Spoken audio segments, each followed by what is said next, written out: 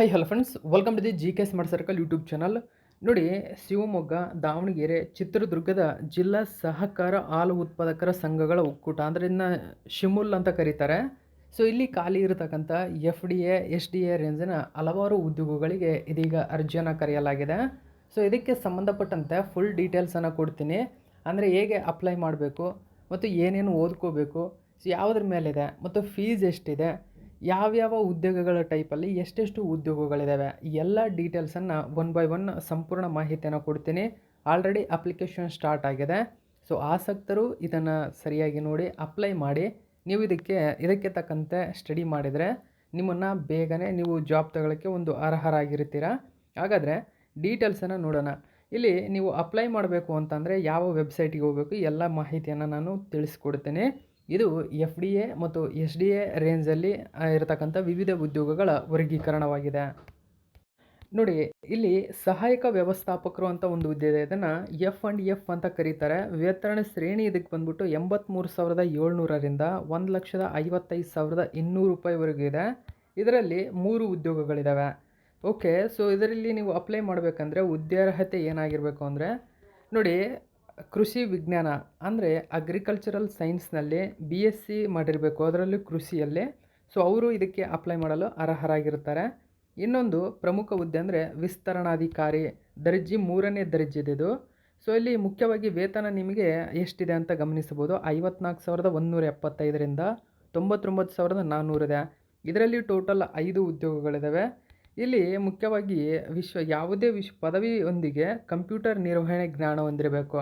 ನೋಡಿ, ಪದವಿ ಆಗಿರಬೇಕು ಅಂದರೆ BA ಆಗಿದ್ದರೆ ಸಾಕು. ಯಾವುದೇ ಒಂದು ಪದವಿ ಆಗಿದ್ದರೆ, ಸೊ BA ಆಗಿದ್ದರೆ ಸಾಕು. ಇದರಲ್ಲಿ ಕಂಪ್ಯೂಟರ್ ಜ್ಞಾನ ಇರಬೇಕು. ಸೊ ಆಲ್ಮೋಸ್ಟ್ ಎಲ್ರಿಗೂ ಕಂಪ್ಯೂಟರ್ ಜ್ಞಾನ ಇರುತ್ತೆ. ಆ ಸರ್ಟಿಫಿಕೇಟ್ ತೊಗೊಂಡ್ರು ಕೂಡ ಸಾಕು. ಇನ್ನು ಉದ್ದಿದ್ದೆಲ್ಲ ಅವರೇ ತಿಳಿಸ್ಕೊಡ್ತಾರೆ. ಓಕೆ, ನೆಕ್ಸ್ಟು ಕೆಮಿಸ್ಟ್ರಿ ದರ್ಜಿ ಅಂತ ಕರೀತಾರೆ. ಕೆಮಿಸ್ಟ್ರಿ ಇದರಲ್ಲಿ ಸೊ ಇದು ಎಷ್ಟು ಸ್ಯಾಲ್ರಿ ಇದೆ ಮತ್ತು ಪೋಸ್ಟ್ 4 ಪೋಸ್ಟ್ ಇದ್ದಾವೆ. ಓಕೆ, ಸೊ ಇದರಲ್ಲಿ BSc ಪದವಿಯಲ್ಲಿ ಕೆಮಿಸ್ಟ್ರಿ ಒಂದು ವಿಷಯವನ್ನಾಗಿ ವ್ಯಾಸಂಗ ಮಾಡಿರಬೇಕು. ಅಂದರೆ ನೀವೇನಾದರೂ BSc ಮಾಡಿದರೆ ಆ BScಯಲ್ಲಿ ನೀವು ಕೆಮಿಸ್ಟ್ರಿಯಲ್ಲಿ ಒಂದು ವಿಷಯವನ್ನು ಆಯ್ಕೆ ಮಾಡ್ಕೊಂಡು ವ್ಯಾಸಂಗ ಮಾಡಿದರೆ ಇದಕ್ಕೆ ಅರ್ಹರಾಗಿರ್ತಾರೆ. ನೆಕ್ಸ್ಟು ಕೆಮಿಸ್ಟ್ರಿ ದರ್ಜೆ 2, ಇದರಲ್ಲಿ ಮೈಕ್ರೋಬಯಾಲಜಿ. ಸೊ ಇದರಲ್ಲಿ ಟೋಟಲ್ 2 ಉದ್ಯೋಗಗಳಿದ್ದಾವೆ. ಸೊ ಇಲ್ಲಿ BSc ಮೈಕ್ರೋಬಯಾಲಜಿಯಲ್ಲಿ ನೀವು BSc ಮಾಡ್ತಿರ್ಬೇಕಾದ್ರೆ ಮೈಕ್ರೋಬಯಾಲಜಿಯಲ್ಲಿ ಒಂದು ವಿಷಯವನ್ನು ಅಧ್ಯಯನವನ್ನಾಗಿ ಮಾಡಿದರೆ, ಅಂದರೆ ಆ 3 ವರ್ಷದಲ್ಲಿ ಒಂದು ಬಾರಿ ಯಾವಾಗಾದರೂ ನೀವು ಮೈಕ್ರೋಬಯಾಲಜಿಯನ್ನು ಅಧ್ಯಯನ ಮಾಡಿದರೆ, ಸೊ ಅವರು ಕೂಡ ಇದಕ್ಕೆ ಅಪ್ಲೈ ಮಾಡಲು ಅರ್ಹರಾಗಿರ್ತಾರೆ. ಜೊತೆಗೆ ಕಂಪ್ಯೂಟರ್ ಜ್ಞಾನ ಇರಬೇಕು ಅಂತ ಕೇಳ್ತಾರೆ. ನೆಕ್ಸ್ಟು ಕಿರಿಯ ಸಿಸ್ಟಮ್ ಆಪ್ರೇಟರು. ಓಕೆ, ಸೊ ಇಲ್ಲಿ 3 ಉದ್ಯೋಗಗಳಿದ್ದಾವೆ. ಸೊ ಇವರು ಕೂಡ 1 ವರ್ಷ ಕನಿಷ್ಠ diploma in computer application course ಹಾಗೂ 3 ವರ್ಷ ಸೇವಾನುಭವವನ್ನು ಹೊಂದಿರಬೇಕು. ಸೊ ಪದವಿ ಆಗಿರಬೇಕು ಜೊತೆಗೆ. ಇಂಥವರು ಕಿರಿಯ ಸಿಸ್ಟಮ್ ಆಪ್ರೇಟರ್ ಆಗೋಕ್ಕೆ ಅರ್ಹತೆ ಇರ್ತಾರೆ. ಸೊ ಇದರಲ್ಲಿ 3 ಉದ್ಯೋಗಗಳಿದ್ದಾವೆ. ಸ್ಯಾಲ್ರಿ ಎಷ್ಟಿದೆ ಅಂತ ನೀವು ಗಮನಿಸಬಹುದು. ನಂತರ ಕಿರಿಯ ತಾಂತ್ರಿಕರು ಅಂತ ಕರೀತಾರೆ. So electrical. ಓಕೆ, ಸೊ 34,100ರಿಂದ 67,600ವರೆಗಿದೆ. 5 ಉದ್ಯೋಗಗಳು ಇರತಕ್ಕಂಥದ್ದು. ವಿದ್ಯಾರ್ಹತೆ SSLCಯೊಂದಿಗೆ ಅಲ್ಲಿ directorate general of employment and training, so ಇವರಿಂದ ಎಲೆಕ್ಟ್ರಿಕಲ್ ಟ್ರೇಡ್ನಲ್ಲಿ ತೇರ್ಗಡೆ ಹೊಂದಿ ಕಡ್ಡಾಯವಾಗಿ ನ್ಯಾಷನಲ್ ಟ್ರೇಡ್ ಸರ್ಟಿಫಿಕೇಟ್ ಅಂದರೆ NTC ಅಥವಾ ಪ್ರಾವಿಷನ್ ನ್ಯಾಷನಲ್ ಟ್ರೇಡ್ ಸರ್ಟಿಫಿಕೇಟ್ ಅಥವಾ national council for vocational training ಅಂದರೆ NCVT ಸರ್ಟಿಫಿಕೇಟ್ ಹೊಂದಿರಬೇಕು. ಇವರು ಇದಕ್ಕೆ ಅಪ್ಲೈ ಮಾಡಲು ಅರ್ಹರಾಗಿರ್ತಾರೆ. ಅಂದರೆ ಬೆಂಗಳೂರು ಈ ಸೈಡ್ ಹೋಗಿ ದುಡಿತಕ್ಕಂಥವ್ರು ಆಲ್ರೆಡಿ ಸರ್ಟಿಫಿಕೇಟನ್ನು ಹೊಂದಿರ್ತಾರೆ ಇವರು. ಸೊ ಇವರು ಅಪ್ಲೈ ಮಾಡ್ಬೋದು ಅದಕ್ಕೆ. ನೆಕ್ಸ್ಟು ಕಿರಿಯ ತಾಂತ್ರಿಕ ರೆಫ್ರಿಜರೇಟರ್ ಅಂತ ಕರೀತಾರೆ. ಸೊ ಇದರಲ್ಲಿ 2 ಉದ್ಯೋಗಗಳಿದ್ದಾವೆ. 34,000ದಿಂದ 67,600 ರೂಪಾಯಿ ವೇತನ ಶ್ರೇಣಿ ಇದೆ. ಇದಕ್ಕೂ ಕೂಡ ಸೇಮ್ ಮೇಲೆ ನೋಡಿದಂತೆ ಅಪ್ಲೈ ಇರತಕ್ಕಂಥದ್ದು. ಸೊ ನೀವು ಗಮನಿಸಬೇಕು ವಿದ್ಯಾರ್ಹತೆ ಏನೇನೆಲ್ಲ ಇರಬೇಕೆಂಬತಕ್ಕಂಥದ್ದನ್ನು ಅವರೇ ಕೊಟ್ಟಿದ್ದಾರೆ. ನಂತರ ಕಿರಿಯ ತಾಂತ್ರಿಕರು ಬಾಯ್ಲರ್ ಅಟೆಂಡೆಂಟ್ ಅಂತ ಕರೀತಾರೆ. ಸೊ ಇವರಲ್ಲಿ 3 ಉದ್ಯೋಗಗಳಿದ್ದಾವೆ.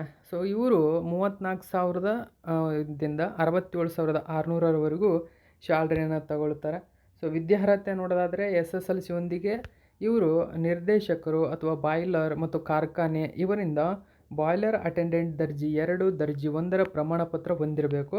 ಅಥವಾ SSLCಯೊಂದಿಗೆ ಬಾಯ್ಲರ್ ಅಟೆಂಡೆಂಟ್ ಟ್ರೇಡ್ನಲ್ಲಿ ಪ್ರಾವಿಷನಲ್ ಅಥವಾ ನ್ಯಾಷನಲ್ ಶಿಶುಕ್ಷ ಪ್ರಮಾಣ ಪತ್ರವನ್ನು ಹೊಂದಿರತಕ್ಕಂಥವ್ರು ಇದಕ್ಕೆ ಅಪ್ಲೈ ಮಾಡಲು ಅರ್ಹರಾಗಿರ್ತಾರೆ. ಇನ್ನು ಅರ್ಜಿ ಶುಲ್ಕ ನೋಡಿ, ಅರ್ಜಿ ಶುಲ್ಕ ಬಂದ್ಬಿಟ್ಟು ನೀವು SC ST ಪ್ರವರ್ಗ 1 ಹಾಗೂ ಅಂಗವಿಕಲ ಅಭ್ಯರ್ಥಿಯಾಗಿದ್ದರೆ 500 ರೂಪಾಯಿ ಶುಲ್ಕ ಇರುತ್ತೆ. ಓಕೆ, ಬ್ಯಾಂಕ್ ಶುಲ್ಕ ಪ್ರತ್ಯೇಕ ಅಂತೆ, ಸೊ ಅದು ಒಂದು 50 ರೂಪಾಯಿ ಇರ್ಬೋದು. ಇನ್ನು ಇತರೆ ವರ್ಗದ ಅಂದರೆ ಈ ಮೇಲಿನ ಜಾತಿಯನ್ನು ಹೊರತುಪಡಿಸಿ ಇತರ ಎಲ್ಲ ಜಾತಿಗಳಿಗೂ 1000 ರೂಪಾಯಿ ಇರುತ್ತೆ. ಇದು ಕೂಡ ಬ್ಯಾಂಕ್ ಶುಲ್ಕ ಪ್ರತ್ಯೇಕವಾಗಿರುತ್ತೆ. ಅಭ್ಯರ್ಥಿಗಳು ಅರ್ಜಿ ಅಂದರೆ ಭರ್ತಿ ಮಾಡೋ ಆನ್ಲೈನಲ್ಲಿ ನಿಗದಿಪಡಿಸಿರುವ ಸೂಚನೆಗಳನ್ನು ತಪ್ಪದೇ ಪಾಲಿಸಬೇಕು.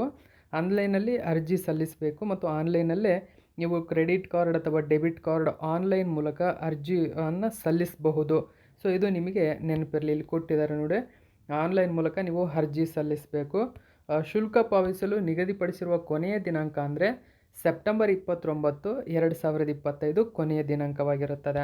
ಒಂದು ವೇಳೆ ನೀವು DD ಅಥವಾ ಚೆಕ್ಕು, ಪೋಸ್ಟಲ್ ಆರ್ಡರು, ಮನಿ ಆರ್ಡರು ಇವುಗಳ ಮೂಲಕ ನೀವು ಸಲ್ಲಿಸ್ತೀನಿ ಅಂದರೆ ಆಗಲ್ಲ. ಸೊ ಇವುಗಳನ್ನು ಯಾವನೂ ಅವರು ಸ್ವೀಕರಿಸಲ್ಲ, ಇದು ನಿಮಗೆ ನೆನಪಿರಬೇಕು. ಇನ್ನು ಪ್ರಮುಖ ದಿನಾಂಕಗಳನ್ನು ಇಲ್ಲಿ ಕೊಟ್ಟಿದ್ದಾರೆ, ಗಮನಿಸಬಹುದು. ಅರ್ಜಿ ಸಲ್ಲಿಸಲು ನಿಗದಿಪಡಿಸಿರುವ ಪ್ರಾರಂಭದ ದಿನಾಂಕ ಅಂತಂದರೆ ಪ್ರಾರಂಭ ನೋಡಿ ಆಗಸ್ಟ್ 29 ಸ್ಟಾರ್ಟ್ ಆಗಿದೆ, ಅಂದರೆ 29/8/2025. ಕೊನೆಯ ದಿನಾಂಕ ಅಂತ ಬಂದರೆ 29/9/2025 ಕೊನೆಯ ದಿನಾಂಕವಾಗಿರುತ್ತೆ. ಸೊ ಈ ದಿನಾಂಕದ ಒಳಗಾಗಿ ನೀವು ಅರ್ಜಿಯನ್ನು ಸಲ್ಲಿಸಬೇಕು. ಇನ್ನು ವಯೋಮಿತಿ ನೋಡಿ, ವಯೋಮಿತಿ ಅಂದರೆ ನೀವು 29/9/2025 ವೇಳೆಗೆ SC ST ಪ್ರವರ್ಗ 1 ಆಗಿದ್ದರೆ ಕನಿಷ್ಠ 18 ವರ್ಷ ಆಗಿರಬೇಕು. ಗರಿಷ್ಠ 40 ವರ್ಷ ಆದವರು ಕೂಡ ಅಪ್ಲೈಯನ್ನು ಮಾಡಬಹುದು. ನೀವೇನಾದರೂ 2A 2B 3A 3B ಆಗಿದ್ದರೆ ಕನಿಷ್ಠ 18 ವರ್ಷ ಆಗಿರಬೇಕು. ಯಾವಾಗ 18 ವರ್ಷ ಅಂದರೆ ಸೆಪ್ಟೆಂಬರ್ 29 ಒಳಗಾಗಿ, ಅಂದರೆ 29 ನಂತರ ಅವರಿಗೆ 18 ವರ್ಷ ಆಗಿರಲೇಬೇಕು. ಸೊ ಇವರು ಅಪ್ಲೈ ಮಾಡ್ಬೋದು. ಗರಿಷ್ಠ ಇವರಿಗೆ 38 ವರ್ಷ ಇದೆ. ಇನ್ನು ಸಾಮಾನ್ಯ ವರ್ಗ ಜನರಲ್ ಕ್ಯಾಟಗರಿಯವರು 18 ವರ್ಷ ಆಗಿರಬೇಕು, 35 ವರ್ಷ ಇವರಿಗೆ ಗರಿಷ್ಠ ವಯೋಮಿತಿ ಕೊಟ್ಟಿರ್ತಕ್ಕಂಥದ್ದು. ಇನ್ನು ವಯೋಮಿತಿ ಸಡಿಲಿಕೆ ಕೂಡ ಕೊಟ್ಟಿದ್ದಾರೆ, ಗಮನಿಸಬಹುದು. ಮಾಜಿ ಸೈನಿಕರಾಗಿದ್ದರೆ ಸೊ ಮಿಲಿಟರಿ ಸೇವೆಯಲ್ಲಿ ಸೇವೆ ಸಲ್ಲಿಸಿದ ಅವಧಿಗೆ ಇವರಿಗೆ ಕೊಡ್ತಾರೆ. ಸೊ ಇನ್ನು ಅದ್ರ ಜೊತೆಗೆ ನೀವು ಯಾವುದೇ ಅಂಗವಿಕಲರಾಗಿದ್ದರೆ 10 ವರ್ಷ ಇದೆ, ವಿಧವೆಯಾಗಿದ್ದರೆ 10 ವರ್ಷ ಇದೆ.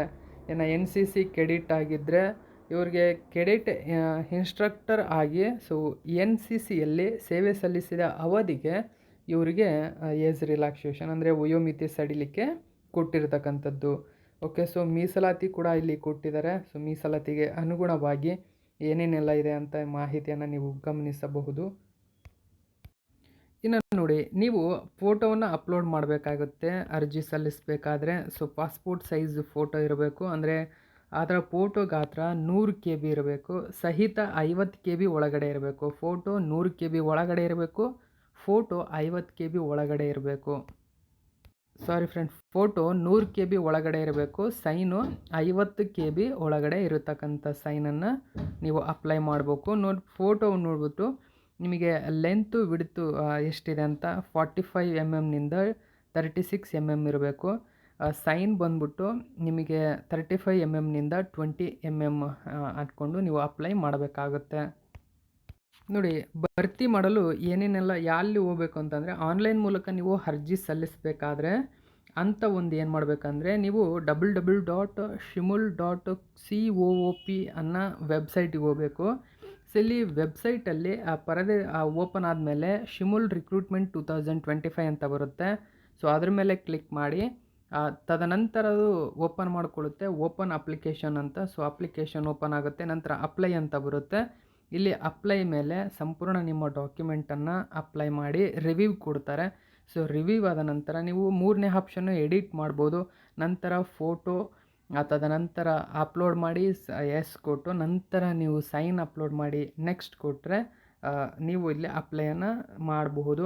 ಸೊ ಏನೇನೆಲ್ಲ ನೋಟ್ ಮಾಡ್ಕೋಬೇಕು ಎಂಬತಕ್ಕಂಥ ಮಾಹಿತಿ ಇಲ್ಲಿ ಕೊಟ್ಟಿದ್ದಾರೆ, ಏನೇನೆಲ್ಲ ಸ್ಕ್ಯಾನ್ ಮಾಡಬೇಕು ಅಂತಲೂ ಕೂಡ ಕೊಟ್ಟಿದ್ದಾರೆ. ಸೊ ಇಷ್ಟು ಮಾಹಿತಿಯನ್ನು ಒಳಗೊಂಡಂತೆ ನೀವು ಅಪ್ಲೈ ಮಾಡಿ. ಸೊ FDA SDA ದರ್ಜೆಯ ಪ್ರಮುಖ ಉದ್ಯೋಗಗಳಾಗಿರೋದ್ರಿಂದ ತುಂಬಾ ಒಂದು ಸ್ಯಾಲ್ರಿ ಇರ್ತಕ್ಕಂಥದ್ದು, ಅಪ್ಲೈ ಮಾಡಿ. Okay, thank you so much for watching my video friends.